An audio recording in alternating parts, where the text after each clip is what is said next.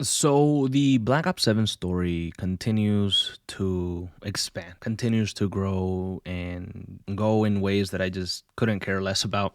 And I'm not trying to be like a dickhead. I'm not trying to be a fucking Debbie Downer. I hate, those channels that are just complete negativity 100%. I don't like that. I don't really consume any of that type of content, but it's just such a disappointment. I thought last year we had a really bad campaign with Black Ops 6. I thought the first few missions were good, and then it went in a direction that I personally didn't like. I know some of you guys did, and that's fine. But overall, that actually felt like a campaign that was at least trying to do something. It had objectives. It involved some type of teamwork. This Black Ops 7 campaign, you guys know my thoughts. It's absolutely shit. I mean, it is recycled content, 100% convoluted crap. Like it's awful. And so we talked about this after we finished the story so far, which I didn't even want to work on. We did the story so far for Black Ops 7, and we talked about how Emma Kagan got taken away, got captured by David Mason and his JSOC team. Now, what did we know after that? That Alden Dorn was going to take care of the guild. He was going to be the one in charge because Emma Kagan was taken away. Alden Dorn was the second in command, the right-hand man of Emma Kagan. That's what we know. All right. And so I said that Alden Dorn was going to get killed in like season 1 or get trapped or something. Emma Kagan was going to escape. And then,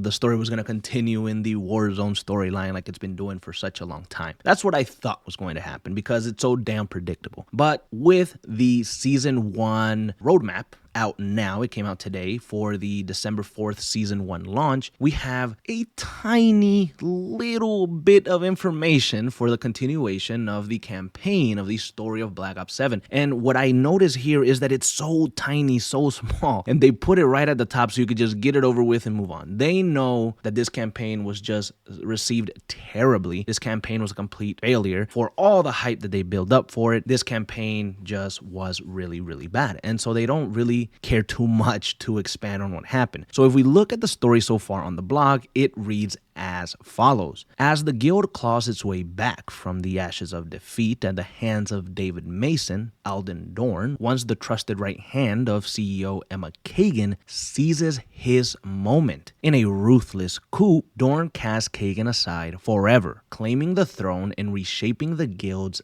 destiny. His vision is merciless: capture David Mason at all cost and unlock the secrets buried within the C-Link, the cutting-edge neutral tech possessed only by JSOC's elite. This is more than revenge. It is the dawn of a new era, forged in blood and ambition. And that's it. That's all we have. All right, that's the story so far. Now, what I take from this is basically what you take. It's the same stuff. Okay, so now Emma Kagan is getting cast aside forever. I think the wording of this is very interesting. We don't see this coup yet. I think maybe by the time that season 1 releases, we'll probably see like a cinematic that kind of explains what happened here in a little bit more in depth. That's what I personally think. So we might see the coup. We might see Alden Dorn come and show us that he's the new leader of the guild. But with that type of wording, it seems that Emma Kagan is just getting pushed aside forever and we might not see her again. This seems like a situation with Jane Harrow. We had Jane Harrow being the big bad villain of Black Ops 6. She was the pawn in this big game and we never really saw her again. Now we assume that she died, maybe drowned and was never seen again. Okay, but it